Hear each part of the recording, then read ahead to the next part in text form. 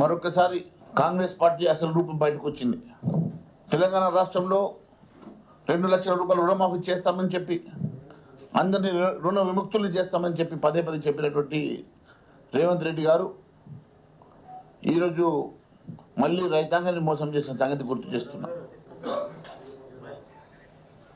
రాష్ట్రంలో ఎవరు కూడా ప్రతి ఒక్కరికి రుణమాఫీ జరుగుతుంది, ఏ ఒక్కరు కూడా రుణ విముక్తులు కాకుండా ఉండరు, అందరికీ 2 లక్షల రూపాయలు రుణమాఫీ చేసి తీరుతానని చెప్పి కూడా మొన్న కూడా వైరల్లో చెప్పారు కదా.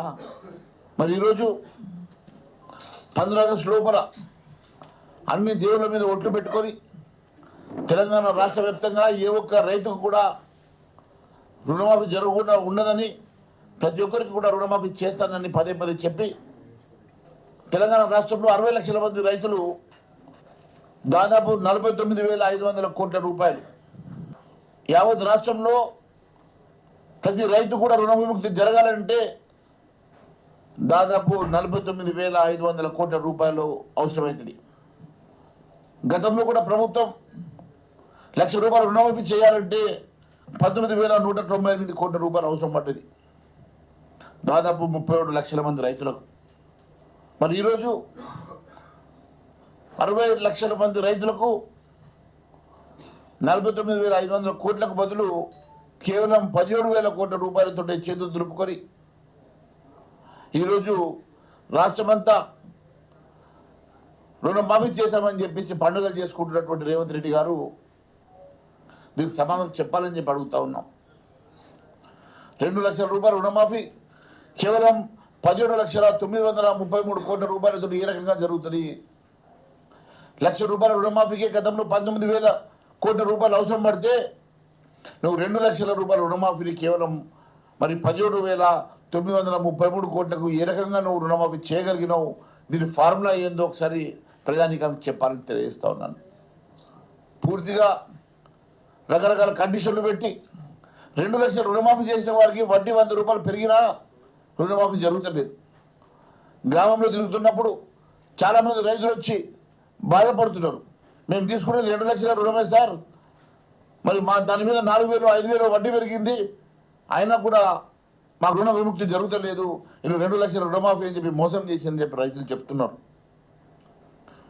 మరి ఒకసారి మీరు ఆలోచన చేస్తే కేవలం మోసపూరితమైనటువంటి కండిషన్లు గత ఎన్నో సంవత్సరాల కొత్త రేషన్ కార్డులు లేవని తెలిసి రేషన్ కార్డులు అనుసంధానం చేయడం, అప్పట్లో ఆందోళన రాగానే వెంటనే లేదు పాస్బుక్లు అని చెప్పి మోసం చేసి మళ్ళీ రేషన్ కార్డునే ప్రతిపాదన చేసుకొని మీరు రుణమాఫీ చేయలేదని అడుగుతున్నా.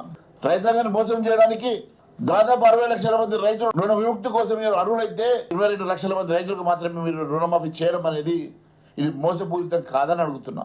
ఇవన్నీ ప్రజల్లో పెద్ద ఎత్తున ఆందోళన జరుగుతున్న సమయంలో దీన్ని డైవర్ట్ చేయడానికి భారతీయ జనతా పార్టీ టీఆర్ఎస్ విలీనం అవుతుందని చెప్పి ఒక కొత్త లెక్క చెప్తున్నాడు. అయ్యా, భారతీయ జనతా పార్టీ ఎవరితో పొత్తు పెట్టుకుంటుందో ఎవరితో పొత్తు పెట్టుకోదో భారతీయ జనతా పార్టీ చూసుకుంటుంది. భారతీయ జనతా పార్టీ ఎవరితో పొత్తు పెట్టుకుంటుందో భారతీయ జనతా పార్టీ అనౌన్స్ చేసేటువంటి అర్థమవుతుంది. దొంగచాటున మేము మాట్లాడుకునేటువంటి అవసరం భారతీయ జనతా పార్టీకి ఎప్పుడు ఉండదు. భారతీయ జనతా పార్టీ ఏ ఆలోచన చేసినా పూర్తిగా ప్రజాస్వామ్య పద్ధతులు చేస్తుంది, కానీ ఈ రకమైనటువంటి ఆలోచన చేయాల్సిన అవసరం భారతీయ జనతా పార్టీకి ఎప్పుడు ఉండదు.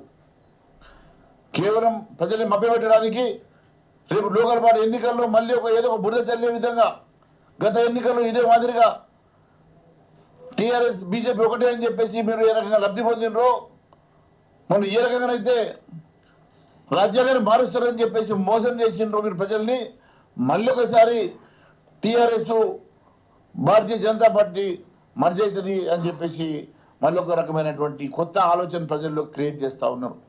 ఇది ప్రజల్ని మోసం చేసి మభ్యపెట్టి డైవర్ట్ చేసేటువంటి ఒక టాక్టిక్స్ మాత్రమే.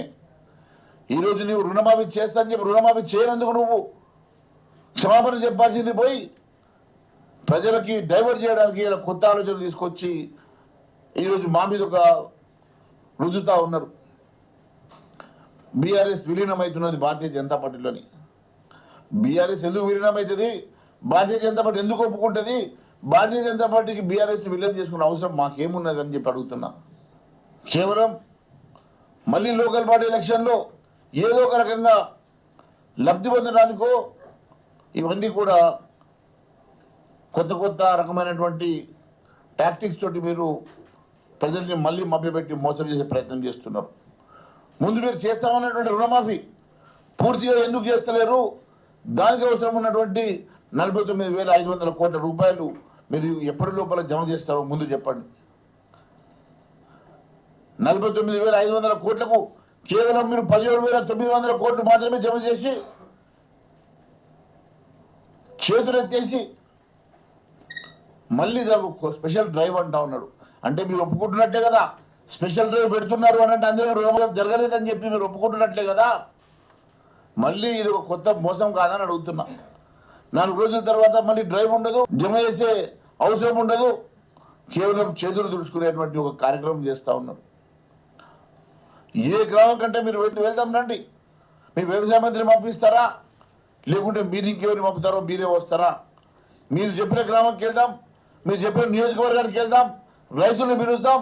అందరు రైతులకు నిజంగా రుణమాఫీ జరిగిందంటే నేను అప్పటికప్పుడే నేను చెప్తా ఉన్నాను, శాశ్వతంగా రాజకీయాన్ని తప్పుకోవడానికి సిద్ధంగా ఉన్నాను.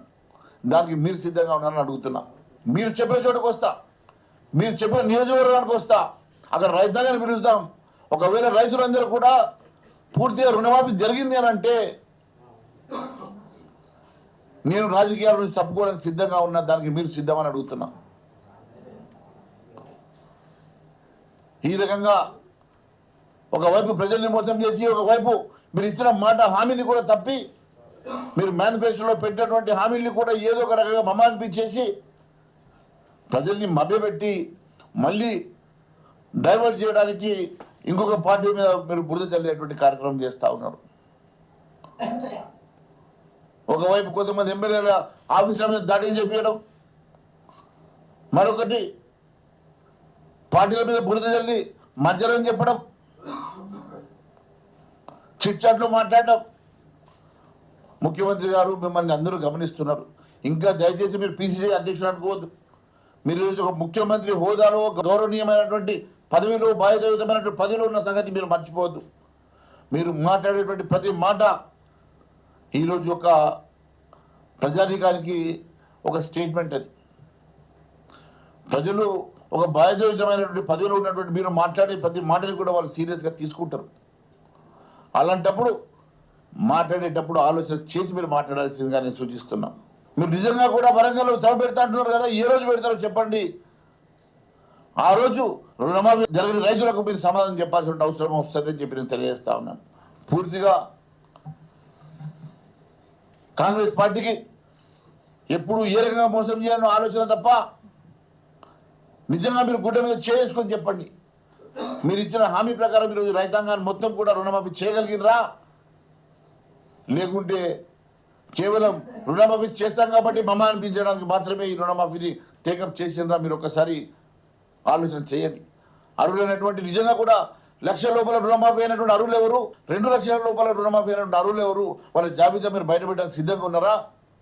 మరి నిజంగా రుణాలు తీసుకున్నటువంటి వ్యక్తులు మీరే గతంలో చెప్పినారు కదా, ఆ రోజు గాంధీ భవన్లో చెప్పినప్పుడు 40,000 కోట్ల అవసరం ఉంటుంది అన్నారు. అధికారులతో సమీక్ష చేసినప్పుడు 31,000 కోట్ల రూపాయలు అవసరం ఉంటుందని చెప్పినారు. మొన్న బడ్జెట్లో 26,000 కోట్లు మీరు అలొకేట్ చేసిండ్రు. ఈరోజు రుణమాఫీకి వచ్చేసరికి కేవలం 17,900 రూపాయలు మాత్రమే మీరు అలొకేట్ చేసిండ్రు. అంటే ఎంత మోసపూరితమైనటువంటి ఆలోచనతోటి మీరు ఏ రకంగా రైతాంగాన్ని మోసం చేసి వారికి రుణమాఫీ జరగకుండా చూస్తూ ఉన్నారో దీన్ని బట్టి చాలా స్పష్టంగా తెలుస్తున్నది. రుణమాఫీ చేశామంటే చేశామని చెప్పి చెప్పుకోవడానికి మాత్రమే మీరు రుణమాఫీ చేస్తున్నారు తప్ప, నిజంగా 2 లక్షల కోట్ల రూపాయల రుణమాఫీ మీకు చేయాలంటే 49,500 కోట్లు అవసరం ఉంటుంది. దానికి కేవలం మీరు ఇచ్చింది 17,900 కోట్లు మాత్రమే. 18,000 కోట్ల లోపలనే మీరు ఇచ్చారు. మరి ఇది మోసం కాదని చెప్పి అడుగుతా ఉన్నాను. కాంగ్రెస్ మేనిఫెస్టోలో మీరు ఆ రోజు ఇచ్చినటువంటి రైతు భరోసా ఎగ్గొట్టి దానికి కొత్త పేరు పెట్టారు. రైతు పంట పెట్టుబడి సాయమో లేకుంటే దానికి ఏదో కొత్త పేరు పెట్టారు. పేరు ఏదైనా రైతు భరోసా కింద మీరు 10,000కు బదులు 15,000 రూపాయలు ఇస్తామని చెప్పారు ఎకరానికి. మరి గతంలో 5,000 రూపాయలు పెంచి మీరు ఇస్తామని చెప్పినటువంటి రైతు భరోసాకి మీకు అవసరం ఉన్నటువంటి నిధులు 22,500 కోట్ల రూపాయలు. మరి 22,500 కోట్ల రూపాయలకు గాను మరి ఖరీఫ్ సీజన్కి మీరు ఇవ్వాల్సినటువంటి 11,250 కోట్లు. అంటే ఈసారి మనం ఇవ్వాల్సినటువంటి పెట్టుబడి సాయం ఇవ్వలేదు. ఇవ్వే పైసల్ని మీరు అక్కడ రుణమాఫీ అని చెప్పేసి వాడుకొని పేరు మార్చినారు తప్ప మీరు రుణమాఫీ మరి వాస్తవంగా చేయాలనే ఉద్దేశం మీకు లేదు. రైతు భరోసాకి ఇవ్వాల్సినటువంటి నిధులు ఎందుకు ఇవ్వట్లేదు? రైతు భరోసాను ఎందుకు ఎగ్గొడతా ఉన్నారు? రైతు భరోసాకు అర్హులైనటువంటి రైతులని ఎందుకు మోసం చేస్తూ ఉన్నారు? మీరు మేనిఫెస్టోలో పెట్టిన విధంగా మరి రైతు భరోసాని ఎప్పటి లోపల మీరు ఇస్తారో చెప్పాల్సిన అవసరం ఉంది. ఖరీఫ్ సీజన్ కూడా అయిపోతూ ఉన్నది. పెట్టుబడి సాయం కోసం రైతులు ఎదురు చూస్తూ ఉన్నారు. బ్యాంకులకు పోతే బ్యాంకు రుణాలు ఇవ్వడం లేదు. ప్రైవేట్ రుణాలు తెచ్చుకునే పరిస్థితుల్లో రైతులు బాధపడుతూ ఉంటే మీరు ఇప్పటి వరకు రైతాంగానికి మీరు ఒప్పుకున్నటువంటి మేనిఫెస్టో ప్రకారం లేక గత ప్రభుత్వం ఇచ్చినట్టు 10,000 రూపాయలు కూడా ఎన్నికల సమయంలో ఎలక్షన్ కమిషన్ ఆపడం వల్ల మిగిలిపోయినటువంటి సొమ్మును మాత్రం పంచగలిగారు తప్ప అది కూడా 5 నెలల సమయంలో. ఇప్పటి వరకు రైతు భరోసా కూడా ఇవ్వలేరంటే మీరు మోసం చేసినట్టు కాదని అడుగుతున్నా. ఎప్పటికప్పుడు మీరు రైతు భరోసా ఇస్తారని అడుగుతున్నాం. దానికి కావాల్సిన నిధులు అలొకేషన్ మరి బడ్జెట్ ఎందుకు పెట్టలేదని అడుగుతున్నాం. అంటే ఖచ్చితంగా మీరు రైతు భరోసా ఎగ్గొట్టే ప్రోగ్రాం పెట్టుకున్నారు. ఈరోజు రైతు భరోసా ఇవ్వకుండా ఎన్నికలకు ఎట్లా వెళ్తారో చూస్తాం. రేపు ఎన్నికల్లో రైతులు మిమ్మల్ని అడుగురాని అడుగుతున్నా. ఒకవైపు రుణమాఫీ కానిటువంటి రైతులు, మరోవైపు రైతు భరోసా రానటువంటి రైతులందరూ కూడా ఎక్కడికక్కడ మీ ఎమ్మెల్యేలని గ్రామాలలో నిలదీసే పరిస్థితి వస్తుంది. జాగ్రత్తగా మీరు ఆలోచన చేయాల్సిందిగా కోరుకుంటూ ధన్యవాదాలు తెలియజేస్తా ఉన్నాను.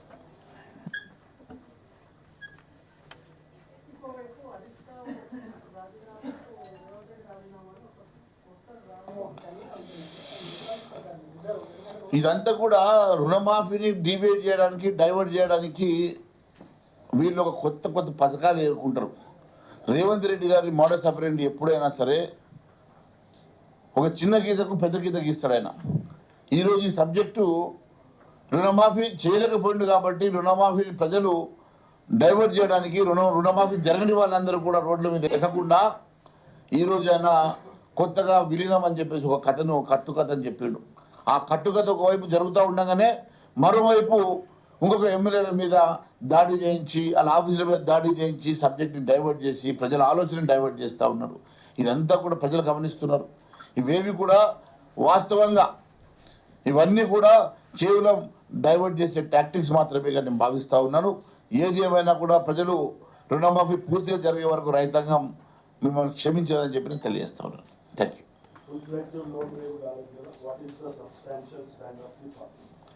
డెఫినెట్గా దీనికి ఫుల్ ఫ్లెడ్జ్ వేవర్ జరగాల్సిందే. భారతీయ జనతా పార్టీ డిమాండ్ చేస్తూ ఉన్నది. దానికోసం భారతీయ జనతా పార్టీ హెల్ప్ లైన్ని కూడా పార్టీ ఆఫీస్ 24 అవర్స్ హెల్ప్ లైన్ని కూడా మేము ఎస్టాబ్లిష్ చేశాం.